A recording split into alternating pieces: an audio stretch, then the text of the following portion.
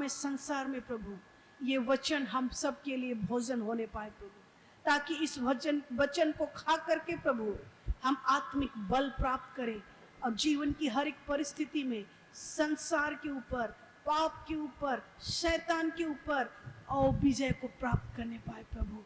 पवित्र आत्मा इसके लिए हम सबकी सहायता कर। धन्यवाद प्रेम करने के लिए और हम सबों को अपने लहू से खरीदने के लिए। वचन सुनने और सुनाने में हमारी सहायता कर। प्रार्थना सुनने के लिए आपका धन्यवाद। प्रार्थना को मांगते हैं यीशु के नाम में, आमीन आमीन। इसमें हम लोग परमेश्वर के वचन में से कुछ बातों को देखेंगे।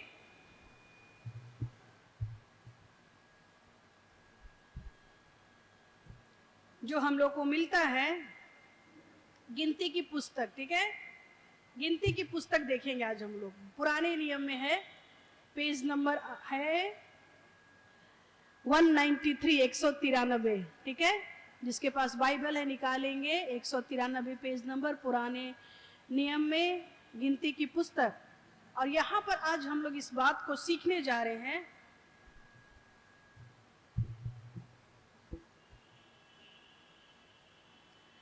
हमारा परमेश्वर जो आशीष हमको और आपको दिया है उसको शैतान कोई छीन नहीं सकता, ठीक है। और हम लोग बहुत ध्यान से इसको सुनेंगे, ठीक है।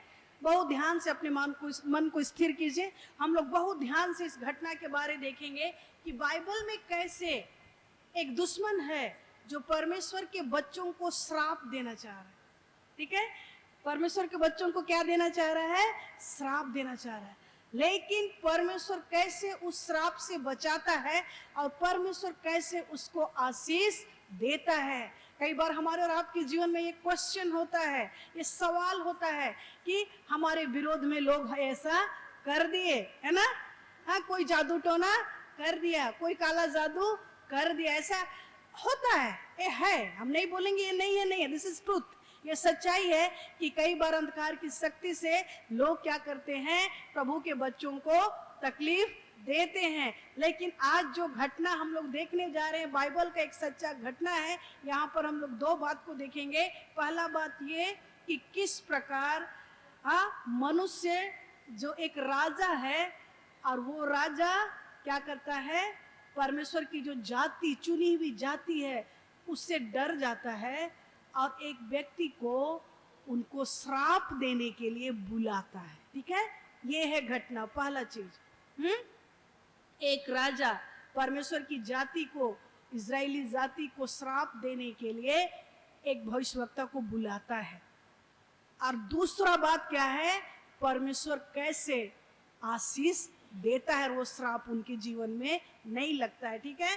और इसीलिए आज हम लोग देखने जा रहे हैं। कितने लोग देखे हैं पेड़, एक ऐसा पेड़ देखे हैं जिसका एक साइड हरा रहता है और एक साइड मरा रहता है ना। कभी देखिए उस तरह का पेड़? कोई कोई पेड़ होता है ना, एक साइड तो बहुत अच्छा हरा फल लगा है लेकिन एक साइड पूरा सूखा हुआ है। तो यही पेड़ जैसा हम लोग का जीवन कई बार होता है।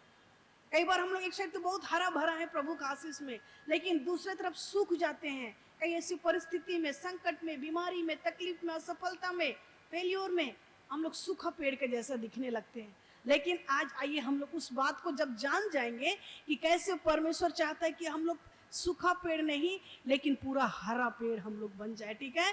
और ऐसा बनने के लिए आइए पहले इस घटना को हम लोग देखेंगे, फिर हमें क्या करना है वो मैं आप लोगों को बतलाऊंगी। यहाँ पर जैसे हम लोग बहुत दिन से जानते हैं, सुने हैं इजराइलियों की घटना को कि किस प्रकार परमेश्वर मिस्र देश से उनको कनान देश लेके जा रहा है। ये घटना हम लोग को सबको पता है और उसी जर्नी में अभी भी इजरायली लोग हैं। और उस समय का ये एक ऐसा घटना है और जिसमें परमेश्वर उनको प्रतिज्ञा किया था कि मैं तुमको कनान देश लेकर के जाऊंगा, मैं तुमको दूंगा। जो हम लोग को सुनेंगे, ठीक है, जो हम लोग को मिलता है गिनती की पुस्तक उसका 14 का 8 में, वहां ऐसा लिखा है,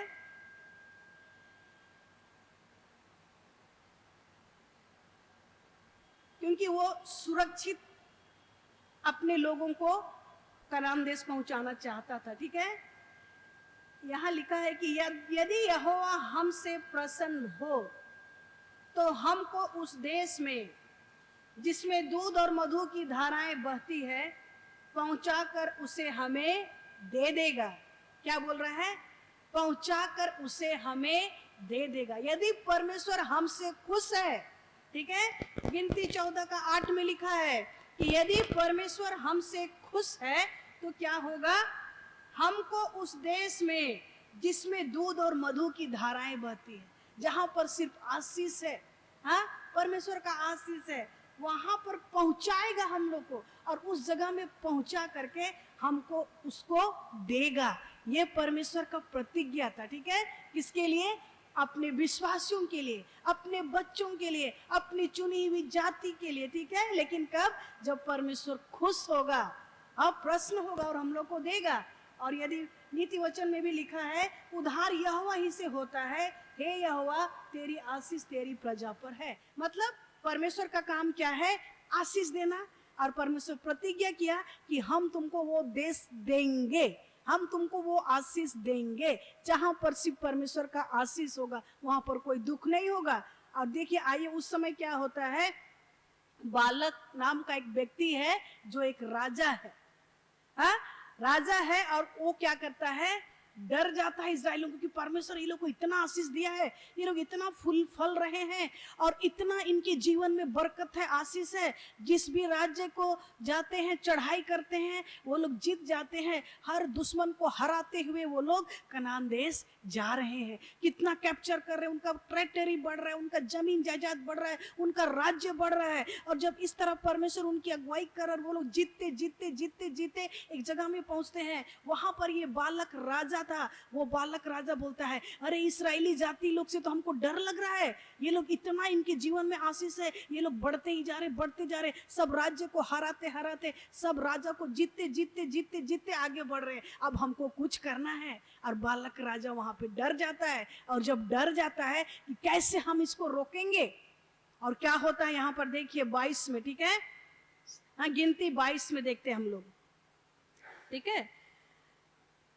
तब इस्राएली ने कूच करके यरीहो के पास यरदन नदी के इस पार मोआब के अरोबा में डेरे खड़े किए। इस्राएली लोग पहुंच गए मोआब के पास, और ये मोआब का राजा ही था बालक, ठीक है, उस जगह का राजा बालक था। वो परेशान था, कैसे ये लोग तो हमको भी चढ़ाई करेंगे, मेरा राज्य ले लेंगे, परेशान था। 2 में बोलता है, सिपोर के पुत्र बालक ने देखा कि इस्राएलियों ने एमोरियों से क्या क्या किया, मतलब एमोरी लोग को हरा दिया, इजरायली लोग, उसको देख लिया है ये बालक राजा। इसलिए मोआब मतलब बालक राजा यह जानकर कि इजरायली बहुत है, उन लोगों से अत्यंत डर गया, यहाँ तक कि मोआब इजरायलियों के कारण अत्यंत व्याकुल हो गया। ये राजा व्याकुल हो गया, डर गया, अरे इजरायली लोग इतना बढ़ रहे हैं, कैसे हम उन लोग से जीतेंगे, ठीक है। 4 पद में बोलता है, तब मोआबियों ने मिद्यानी पुर्नियों से कहा, अब वह दल हमारे चारों ओर के सब लोगों को ऐसा चट कर जाएगा जिस तरह बैल खेत की हरी घास को चट कर जाता है। हाँ, डर रहा है, क्या बोल रहा है कि जैसे बैल खेत का हरा घास को खा के खत्म कर देता है, वैसे ही इजरायली लोग हम लोग को भी खत्म कर देंगे। इसलिए वो डर रहा है, कौन? बालक राजा। और वो षड्यंत्र रचता है, कैसे हम इनको खत्म करेंगे। और क्या षड्यंत्र रचता है, देखिए आगे मिलता है, क्या बोलता है यहाँ पर।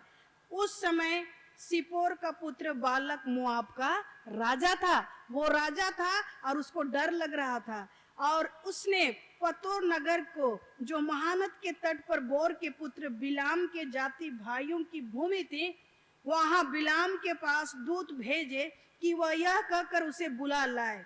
हाँ, बिलाम के पास अपने दूतों को भेज रहा है, सेवक लोग को भेज रहा है, कौन? राजा।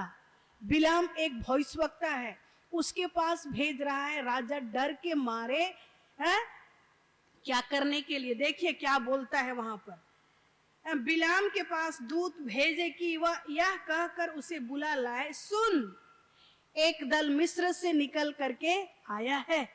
हाँ, एक दल क्या है? मिस्र से निकल करके हमारे बस्ती में आ गया है, हमारे गांव में आ गया है, और भूमि उनसे ढक गई है क्योंकि वो लोग बहुत ज्यादा हैं, और अब वे मेरे सामने ही आकर बस गए हैं। मेरे ही बस्ती में, मेरे ही गांव में आ गए हैं, इतना ढेर। मेरा सारा जमीन के ऊपर वो लोग अपना छावनी तंबू लगाते थे ना, पहले तंबू लगा के बैठ गए लोग, इतना ज्यादा है।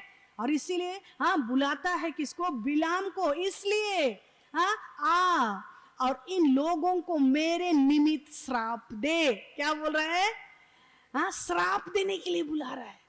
राजा डर गया है परमेश्वर की जाति से, परमेश्वर के लोगों से, और शैतान का यही काम है। क्या बोल रहा है? चलो इनके जीवन में श्राप दो। और श्राप देने तो खुद नहीं आता है, वो बिलाम को बुला रहा है, तुम आओ और इस चुनी हुई जाति को, ये परमेश्वर की जाति जो लोग इतना बढ़े हैं, इतना आशीषित है, इसको मेरे नाम से श्राप दो। हाँ, अपने तो नहीं जान रहा है, दूसरा को बुलाया है, बुलवाया है, ठीक है, वो प्लान कर लिया, ठीक है, प्लान कर लिया। क्या बोले हैं? इसलिए आ और उन लोगों को मेरे निमित्त श्राप दे, क्योंकि वे मुझसे अधिक बलवंत है। तब संभव है कि हम उन पर जयवंत हो और हम सब उनको अपने देश से मारकर निकाल दे, क्योंकि यह मैं जानता हूं कि जिसको तू आशीर्वाद देता है वह धन्य होता है, और जिसको तू श्राप देता है वह श्रापित होता है। हाँ, उसको पता है कि ये जो बिलाम है वो जिसको आशीष देता है उसको आशीष लग जाता है, जिसको श्राप देता है उसको श्राप लग जाता है। और इसीलिए उसको बुला रहा है कि आ जाओ जल्दी से, मेरा बस्ती में, मेरा नगर में इजरायली लोग घुस आए हैं, तुम उनको मेरे लिए श्राप दो ताकि वो लोग हम पर कब्जा ना करे, हाँ, और वो लोग हमसे हार जाए। और इस तरह श्राप देने के लिए उनको क्या करता है? बुलाता है। और उसके बाद क्या होता है?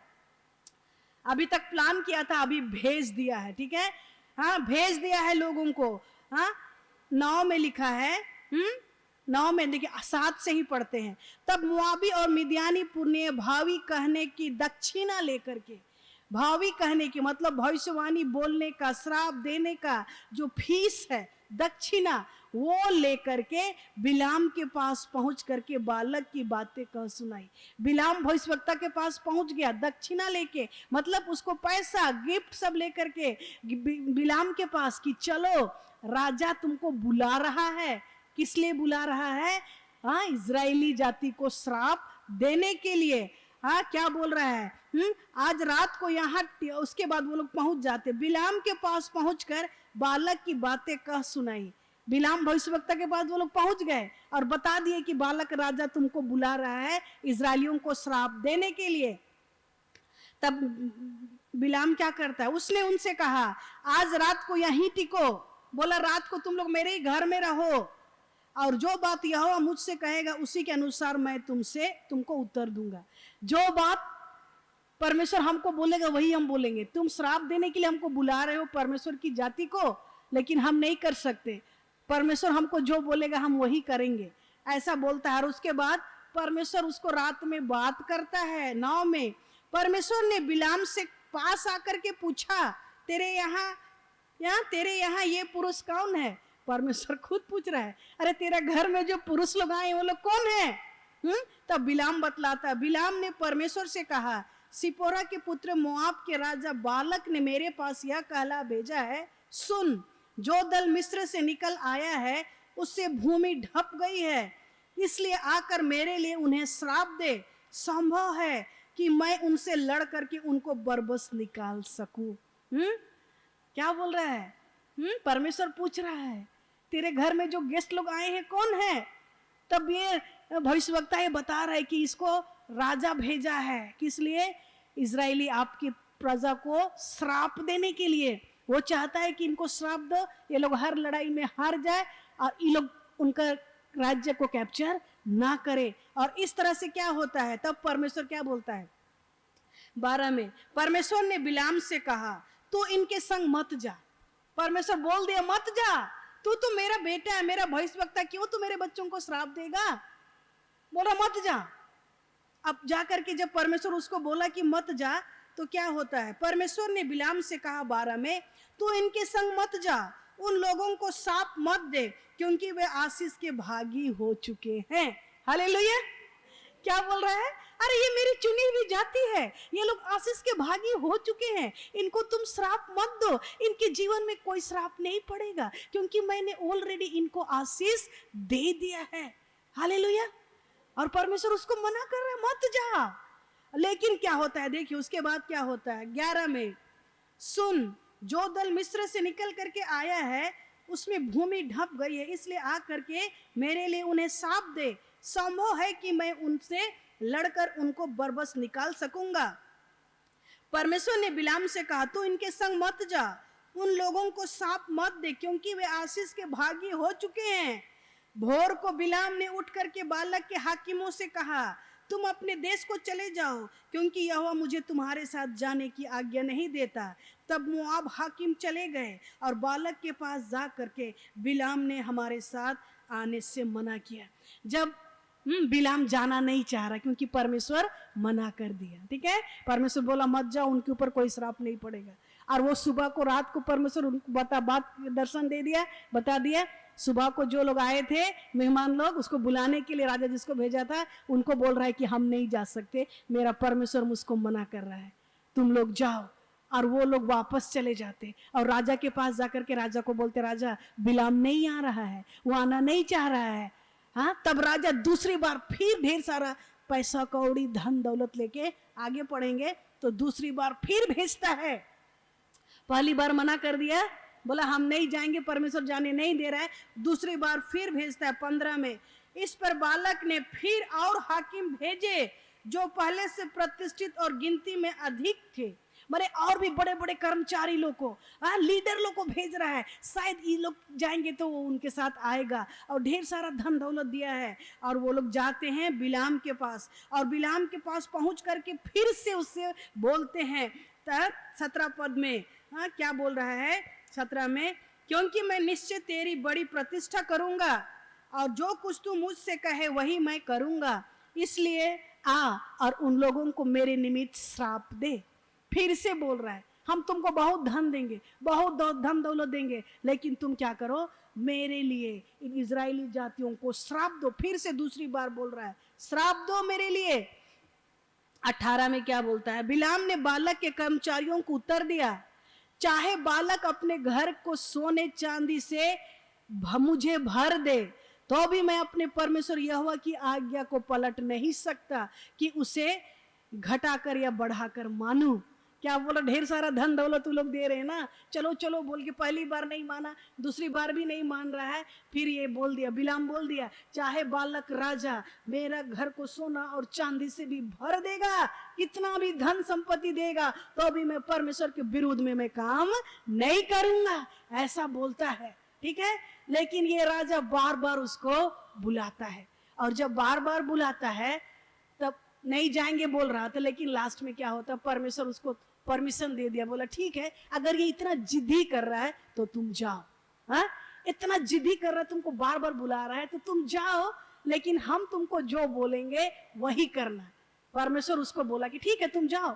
हाँ, दूसरी बार बुलाया, नहीं गया, तीसरी बार फिर भेजा है, और उसके बाद परमेश्वर उसको बोला ठीक है तुम जाओ, लेकिन तुम वही करेगा जो मैं बोलूंगा, ठीक है। और इस तरह से वो लोग जाता है, और रास्ते में जब जाता है तब भी वहां पर हम उसको हम नहीं देखेंगे, लेकिन वहां पर भी क्या होता है, परमेश्वर उसका रास्ता को रोकता है। आप लोग घर में पढ़ लीजिएगा, ठीक है, कि वहां पर जब वो जा रहा था बिलाम बालक के घर में, नगर में, तो रास्ता में वहां पर गधी में बैठ करके वो जा रहा था, और वहां पर एक परमेश्वर का स्वर्गदूत उसको रोकता है, और वो जो जिस गधी में वो जा रहा था वो गधी उस स्वर्गदूत को देख लेती है रास्ता में, क्योंकि रास्ता में कौन खड़ा है, स्वर्गदूत, परमेश्वर का दूत, उसको रोकने के लिए। और क्या होता है, गधी ना रास्ता से किनारे चली जाती है, और जब रास्ता से किनारे चली जाती है तो क्या होता है, ये बिलाम उसको मारता है, बिलाम उसको मारने लगता है उस गधी को। उसके बाद क्या होता है, फिर गधी और दीवार में, क्योंकि उसको तो स्वर्गदूत दिख रहा है, और फिर वो साइड चला जाता है दीवार में, तो बिलाम जो कि उस गधी में बैठा था उसका पैर क्या होता है, दीवार में लग जाता है, तो फिर मारता है गधी को। ऐसा करते करते 3 बार गधी को मार दिया, और उसके बाद परमेश्वर क्या किया, गधी का मुंह को खोल दिया, और गधी बोलने लगी, तू हमको क्यों 3 बार मारा, पढ़िएगा उसको, ठीक है, कि क्यों हमको 3 बार मारा, गधी बोल रही, हाँ, परमेश्वर उसका मुंह को खोल दिया और वो 3 बार मारा। तब वो बोलता है कि तू इतना नटखट क्यों कर रही है, तुम इतना नटखट क्यों कर रही है, तुझको बोल रही चलो तो तुम जा नहीं रहे। तब जाकर के ये बिलाम भी परमेश्वर का वो स्वर्गदूत को देख पाता है कि वो वहां पर तो स्वर्गदूत खड़ा है, इसलिए गधी आगे नहीं बढ़ पा रहे हैं। परमेश्वर भी उसको रोकने के लिए आया कि तू मत जा मेरे बच्चों को श्राप देने। हाँ, गधी देख लिया। हाँ, और ये लोग बात करते हैं और तब जाकर के, लेकिन फिर परमेश्वर वही कंडीशन पे उसको बोलता, ठीक है अगर राजा तुमको इतना बुला रहा है तो तुम जाओ, लेकिन जो मैं बोलूंगा वही करना। और इस तरह से आइए आगे अभी हम लोग देखते हैं कि कैसे वो जाता है। ठीक है, 23 में 23 बिलाम का पहला अभिशाप, पहला श्राप वो को देने के लिए बालक उसको एक पहाड़ पर लेके जा रहा है। ठीक है, कहाँ पे? एक पहाड़ पर, ताकि वहां से खड़ा होकर के देखे इजराइलियों को और उनको श्राप दे। ठीक है, और इस तरह से आइए देखते हैं हम लोग 23 का। ठीक है, तब बिलाम ने बालक से कहा, यहाँ पर मेरे लिए 7 वेदियां बनवा और इसी स्थान पर 7 बछड़े और 7 मेढ़े तैयार कर। तब बालक ने बिलाम के कहने के अनुसार किया और बालक और बिलाम ने मिलकर प्रत्येक वेदी पर एक एक बछड़ा और एक एक मेढ़ चढ़ाया। क्या किया? अभी वो लोग श्राप देने के लिए बलिदान चढ़ा रहे हैं। हाँ, है ना, वेदी बनाए हैं और वहां पर बलिदान चढ़ाने के लिए। ठीक है, पहाड़ पर ले गया, मुंडे पहाड़ पर। तब वह एक मुंडे पहाड़ पर गया और परमेश्वर बिलाम से मिला और वहां पर फिर परमेश्वर वहां पर क्या करता है? बिलाम से मिलता है और बिलाम को बतलाता है तुमको क्या करना है, क्योंकि परमेश्वर पहले ही बोल दिया तुम जा रहा है ठीक है, लेकिन मैं जो बोलूंगा वही तुम करना। परमेश्वर बिलाम से मिला और बिलाम ने उससे कहा, मैंने 7 वेदियां तैयार की है और प्रत्येक वेदी पर एक बछड़ा और एक मेढ़ी चढ़ाया है। यहोवा ने बिलाम के मुंह में एक बात डाली। परमेश्वर क्या कर दिया? एक बात डाल दिया। क्या बात डाल दिया? यहोवा ने बिलाम के मुंह में एक बात डाली और कहा, बालक के पास लौट जा और यो कहना। और वह उसके पास लौट करके आ गया और क्या देखता है कि वह सारे मोआबी हाकिमों समेत अपने होम बलि के पास खड़ा है। तब बिलाम ने अपने गुड़ बात आरंभ की और कहने लगा। देखिए क्या हुआ, एक तरफ पहाड़ के ऊपर में गया, मुंडा पहाड़ ज्यादा ऊंचा नहीं था, पहाड़ के ऊपर में गया और वहां पर क्या कर रहा है?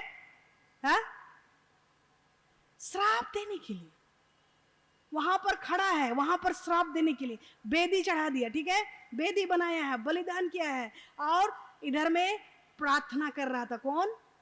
कौन? कौन है यहाँ पे? कौन है? हम लोग क्या पढ़े यहाँ पे? कौन था? बालक तो राजा था और कौन था? बिलाम। बिलाम क्या कर रहा था? प्रार्थना कर रहा था। एक तरफ उधर रेडी है भेंट चढ़ाने के लिए, अभी इधर से परमेश्वर से पूछ रहा है, ये प्रार्थना कर लेगा, प्रार्थना करने के बाद परमेश्वर जो बोलेगा वही बात जाकर के मुंडा पहाड़ में जाएगा और वहां से इजराइलियों को श्राप देगा। और यहाँ पर क्या होता, जब वहां पर परमेश्वर से बात कर रहा था, परमेश्वर क्या बोला उसको कि तुम उनको आशीष दो। परमेश्वर क्या बोला? ठीक है तुम जाओ, वो तो तुमको श्राप देने के लिए बुलाया है, लेकिन तुम उनको क्या दो? आशीष दो। तुम उनको क्या दो? आशीष दो। क्या बोलता देखिए आगे, यहोवा ने कहा है, यहोवा ने कहा है। तब बिलाम ने अपने गुड़ बात आरंभ की और कहने लगा, हे बालक मन लगाकर सुन, हे सिपोर के पुत्र मेरी बात पर कान लगा। ईश्वर मनुष्य नहीं कि झूठ बोले और न वह आदमी है कि इच्छा बदले। क्या जो कुछ उसने कहा उसे ना करे? क्या वह वचन दे करके उसे पूरा ना करे? देख आशीर्वाद ही देने की आज्ञा मैंने पाई है, वह आशीष दे चुका है और मैं उसे नहीं पलट सकता। हालेलुया। क्या बोल रहा है कि देखो परमेश्वर हमको आशीर्वाद ही देने बोल रहा है और परमेश्वर बोल दिया है कि हम उसको आशीष दे सके, तुम उसको पलट नहीं सकता। क्या आपका आशीष को कोई चोरी कर सकेगा? कोई पलट सकेगा? यदि परमेश्वर आपको आशीष दिया है तो ये देखिए भाड़ा में मंगा के लेकर के आया है श्राप देने के लिए, नहीं हुआ। परमेश्वर बोला तुम जाओ मुंडा पहाड़ में जाओ, वहां से जाके सबको आशीष दो, क्योंकि हम ऑलरेडी आशीष दे दी। और इधर में ये जब देखा कि इसको हम श्राप देने के लिए बुलाए हैं, ये तो और आशीष ही दे रहा है, गुस्सा हो गया। और उसके बाद क्या करता है, बोलता है कि क्या मैंने तुझे श्राप देने के लिए नहीं बुलाया और तूने आशीष दे दी। और इसके बाद बोलते चलो हम तुमको और एक जगह ले जाएंगे। इस साइड से दिखाया, नहीं दिया, बोले चलो अब इस साइड से ले जाते हैं।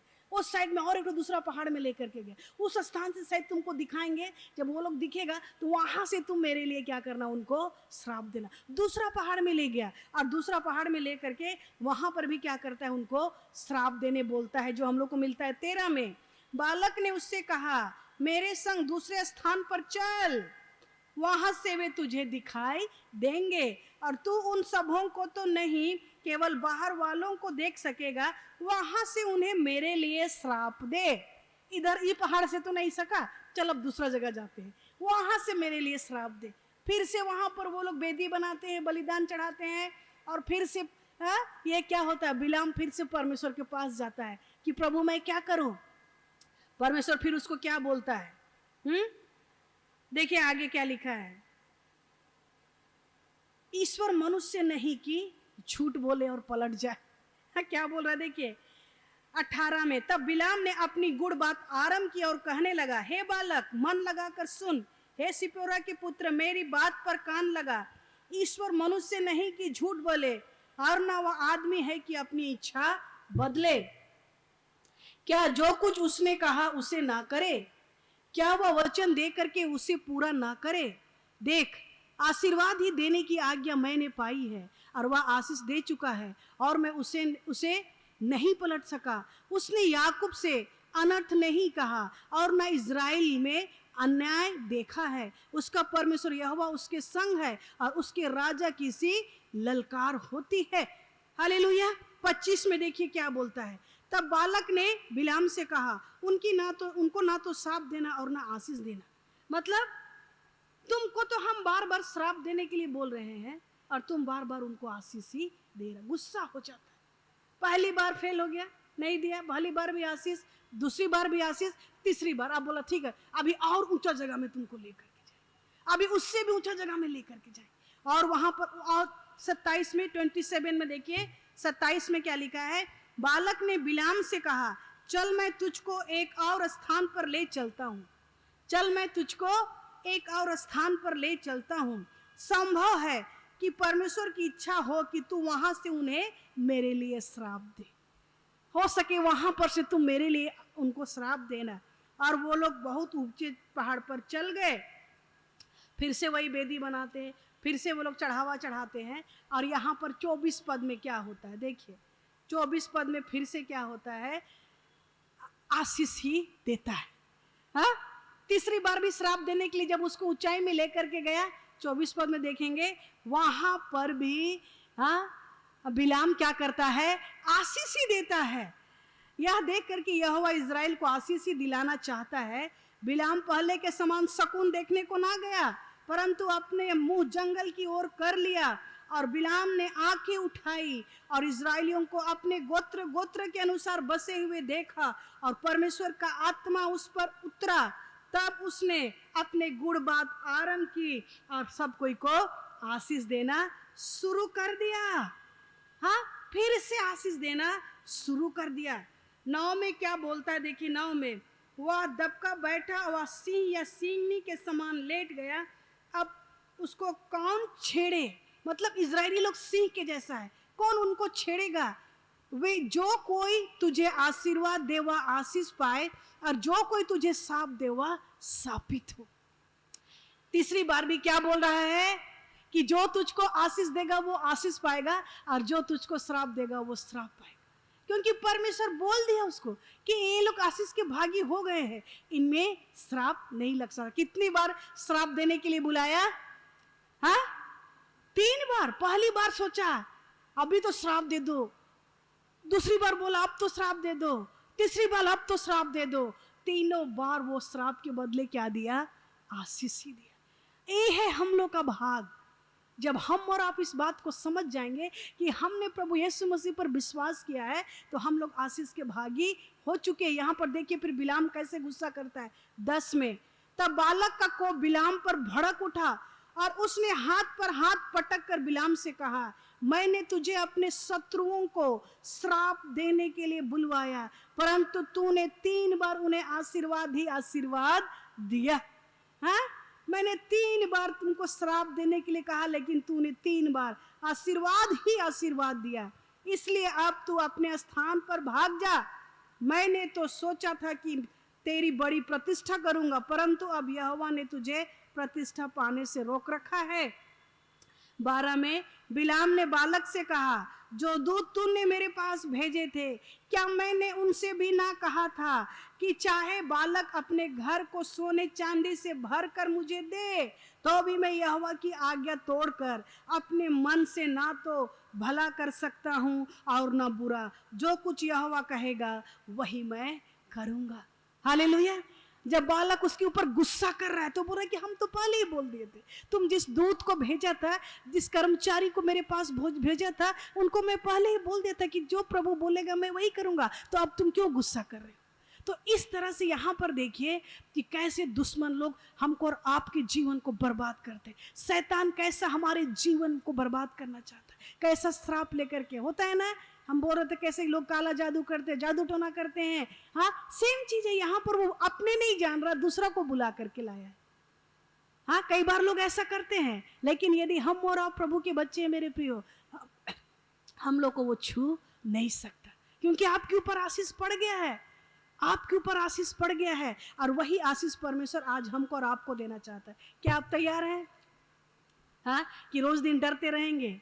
शैतान डरता है हम लोग से, हम लोग को डरने का जरूरत नहीं है। यहाँ पर बालक डरने लगा, अरे इजरायली लोग इतना बढ़ रहे हैं, इनका इतना धन संपत्ति, इतना लोग, इतना सैनिक, इतना हथियार, हम लोग कैसे जीतेंगे। आज हम लोग के पास सारा हथियार है, बाइबल है, वचन है, प्रार्थना है, सब हथियार हम लोग के पास है, विश्वास है, लेकिन हम लोग डर जाते हैं। शैतान का काम है श्राप देना, लेकिन परमेश्वर का काम क्या है? आशीष देना। जैसे यहाँ पर हम लोग देखे है ना कि कैसे परमेश्वर बोल रहा है कि जिनको मैंने चुना है, जिन्हें परमेश्वर ने श्राप नहीं दिया, उन्हें मैं क्यों श्राप दूं, और जिन्हें यहोवा ने धमकी नहीं दी, उन्हें मैं कैसे धमकी दूं। 23 का 7 और 10 में लिखा, और 23 में भी बोलता है, 23 का 19 में, ईश्वर मनुष्य नहीं कि मुंह झूठ बोले, और ना वह आदमी है कि अपनी इच्छा बदले। हाँ, क्या जो कुछ उसने कहा उसे ना करे, क्या वह वचन देकर के उसे पूरा ना करेगा। हो सकता है आपके जीवन में कई ऐसी प्रतिज्ञा है, वचन परमेश्वर दिया है, और वचन परमेश्वर आज आपके जीवन में पूरा करेगा। ठीक है, कई बार शैतान आपके जीवन में अविश्वास लाएगा, लेकिन डरिए मत, आप आशीष के भागी हो चुके हैं। विश्वास से प्रभु को पकड़ करके चलिए। 24 का 2 में लिखा है, जो कोई तुझे आशीर्वाद दे वह आशीष पाएगा, और जो कोई तुझे श्राप दे वह श्रापित होगा। हम लोग को डरना नहीं है, जो हमको आशीष देगा वो आशीष पाएगा, जो हमको श्राप देगा, जो हमको कोसेगा, वो खुद श्राप पाएगा, और श्राप उधर चला जाएगा, हम लोग के पास नहीं आएगा। लेकिन कब? जब हम और आप प्रभु के लहू में छिपे रहेंगे, जब हम और आप प्रभु के अभिषेक में, हम लोग को छुपना है तो अनॉइंटिंग में छुपना है, प्रार्थना में छुपना है, प्रभु के अभिषेक में छुपना है, प्रभु के लहू में छुपना है। क्योंकि ये कोई शारीरिक नहीं है। जो चीज भी इस दुनिया में घटता है, आशीष और श्राप, ये शारीरिक नहीं, ये आत्मिक चीज है, स्पिरिट वर्ल्ड है। और ये स्पिरिट वर्ल्ड में छुपने के लिए हमें प्रभु का लहू चाहिए, प्रभु का आत्मा चाहिए, प्रभु का बल, शक्ति, सामर्थ, प्रेम, पवित्रता से हमको और आपको भरे रहना है, और तब जाकर के वो चीज नहीं पड़ेगा। ठीक है, क्योंकि यहाँ पर वचन लिखा है, सुनेंगे सब कोई ध्यान से। ठीक है, जेनेसिस उत्पत्ति 12 का 1 और 3 में सुनेंगे। हाँ, यहोवा ने अब्राहम से कहा, अपने देश और अपने कुटुंबियों और अपने पिता के घर को छोड़कर उस देश में चला जा जो मैं तुझे दिखाने, और मैं तुझसे एक बड़ी जाति बनाऊंगा, और तुझे आशीष दूंगा, और तेरा नाम महान करूंगा, और तू आशीष का मूल होगा। जो तुझे आशीर्वाद दे उन्हें मैं आशीष दूंगा, और जो तुझे कोस से उसे मैं श्राप दूंगा, और पृथ्वी के सारे कुल तेरे द्वारा आशीष को प्राप्त करेंगे। ये परमेश्वर ऑलरेडी आशीष अब्राहम को दे चुका था उत्पत्ति में। हाँ, सृष्टि के बाद उत्पत्ति में ही, और वही आशीष पीढ़ी पीढ़ी पीढ़ी पीढ़ी चलते आ रहा था। लेकिन यही आशीष इस नया नियम में हमको और आपको भी मिलता है। ठीक है, वचन जो हम लोग को मिलता है गलाती की पुस्तक, सब कोई ध्यान से सुनेंगे। हम लोग सोचते क्या ये तो पुराने नियम का कहानी है, जी नहीं, वही आशीष आज परमेश्वर प्रभु यीशु मसीह में हमको और आपको देता है। वो कहाँ मिलता है? गलाती 3 उसका 12 और 14 में, मसीह ने जो हमारे लिए श्रापित बना, हमें मोल लेकर व्यवस्था के श्राप से छुड़ाया, क्योंकि लिखा है जो कोई काट पर लटकाया जाता है वह श्रापित है। यह इसलिए हुआ कि अब्राहम की आशीष मसीह यीशु में अन्य जातियों तक पहुंचे और हम विश्वास के द्वारा उस आत्मा को प्राप्त करें जिसकी प्रतिज्ञा हुई थी। क्या बोल रहा है? मसीह ने जो हमारे लिए श्राप हुआ, आज हमारा श्राप को यीशु मसीह अपने ऊपर उठा लिया। ठीक है, हमको कोई श्राप छू नहीं सकता। यहाँ पर वही बात बोल रहा है, मसीह ने जो हमारे लिए श्रापित बना, हमें मोल लेकर के, अपने लहू से मोल लेकर के व्यवस्था के श्राप से छुड़ाया, क्योंकि लिखा है जो कोई काट पर लटकाया जाता है वह श्रापित है। यीशु मसीह श्रापित बना, श्राप को उठाया और इसीलिए काट पर वो लटकाया गया, ताकि हम लोग के ऊपर कोई श्राप ना आ पाए, ताकि अब्राहम का आशीष यीशु मसीह में विश्वास करने के द्वारा हमारे और आपके जीवन में प्राप्त हो। यह इसलिए हुआ कि अब्राहम की आशीष मसीह यीशु में अन्य जातियों तक पहुंचे और हम विश्वास के द्वारा उस आत्मा को प्राप्त करें जिसकी प्रतिज्ञा हुई। कौन सा आत्मा? पवित्र आत्मा। जब पवित्र आत्मा आपके जीवन में होगा, प्रभु यीशु मसीह का आत्मा आपके जीवन में होगा, आपके जीवन में आशीष होगा। कोई श्राप, कोई जादू टोना, कोई काला जादू आपको छू नहीं सकेगा। ठीक है, हाँ, गलाती 3:29 में आगे लिखा है, यदि तुम मसीह के हो तो अब्राहम के वंश और प्रतिज्ञा के अनुसार बारिश भी हो। मतलब यदि हम मसीह पर विश्वास करते हैं तो हम अब्राहम के संतान और यीशु मसीह के संतान हैं। ठीक है, हालेलुया। और इसीलिए आज हमें डरना नहीं है। हम लोग कई बार डर जाते हैं, हम लोग सोचते हैं अरे हम लोग प्रभु के पीछे चल रहे हैं, ये सब क्या, नहीं पड़ेगा। लेकिन हम लोग को प्रभु का लहू में हमें क्या करना है? छुपना है। एक चीज और मैं आप लोग को बतला कर अंत करना चाहती हूँ। यहाँ पर कितनी बार श्राप दिया गया? 3 बार, लेकिन श्राप नहीं लगा क्योंकि परमेश्वर का आशीष उनके जीवन में था। यदि आपके जीवन में भी आशीष आ जाएगा मेरे प्रियो, तो कोई श्राप, कोई जादू टोना आपको छू नहीं सकेगा। लेकिन आपका कर्तव्य है पवित्र जीवन जीना, आपका कर्तव्य है प्रार्थना करना, आपका कर्तव्य है विश्वास। और ये लोग जब देखिए, अभी भी शैतान उनको छोड़ा नहीं। ठीक है, अभी आगे अगर 25 में आप लोग जाकर के पढ़िएगा, मैं थोड़ा सा बतला देती हूँ। वहां पे क्या होता है, जब इनके ऊपर श्राप नहीं पड़ा, लेकिन शैतान का ट्रिक देखिए, शैतान उनके पीछे पड़ा था, कैसे हम इनके जीवन में श्राप लेकर के आएंगे, क्योंकि ये लोग आशीष के भागी हो गए हैं। अगला 25 में यदि आप लोग देखिएगा, वहां लिखा है परमेश्वर के बच्चों ने अन्य जाति स्त्रियों के साथ संबंध किया, व्यभिचार के पाप में उनको गिरा करके उनके जीवन में श्राप लेकर के आए। परमेश्वर की चुनी हुई जाति थी, उनके ऊपर श्राप नहीं पड़ रहा था, लेकिन शैतान उनके पीछे पड़ा था, कैसे हम इनके जीवन में श्राप लाएंगे। लास्ट में उनको पाप में गिराता है, व्यभिचार में गिराता है, मूर्ति पूजा में गिराता है। वो लोग परमेश्वर को छोड़ करके व्यभिचार में चले जाते हैं, लड़कियों, अन्य जाति लड़कियों को शादी करते हैं, परमेश्वर का नियम को तोड़ देते हैं, और इस तरह से उसके बाद उनके जीवन में श्राप आ जाता है। जब तक वो लोग सही थे उनके जीवन में श्राप नहीं आया, लेकिन जब वो लोग गलत किए मेरे प्रियो, व्यभिचार में, पाप में, मूर्ति पूजा में वो लोग फंस गए, परमेश्वर को छोड़ दिए, और उसके बाद देखिए कैसे उनका जीवन उजड़ गया और कैसे परमेश्वर का श्राप आया, कैसे मरी महामारी आकर के उनके जीवन को बर्बाद किया। और इसीलिए आज आइए, हमारा परमेश्वर जो कि आशीष देने वाला परमेश्वर, वो परमेश्वर आज हमको और आपको आशीष देना चाहता है। हम लोग आशीष के भागी हैं। आप विश्वास करते हैं? विश्वास करते हैं कि नहीं? हर दिन आपको बोलना है प्रभु हम आशीष हो चुके हैं। प्रभु हर दिन प्रार्थना भी करना, प्रभु मुझको आशीष दे, और प्रार्थना करके भूल नहीं जाना है, प्रार्थना करके विश्वास करना है कि प्रभु मेरे जीवन को आशीष देगा और आशीषित है।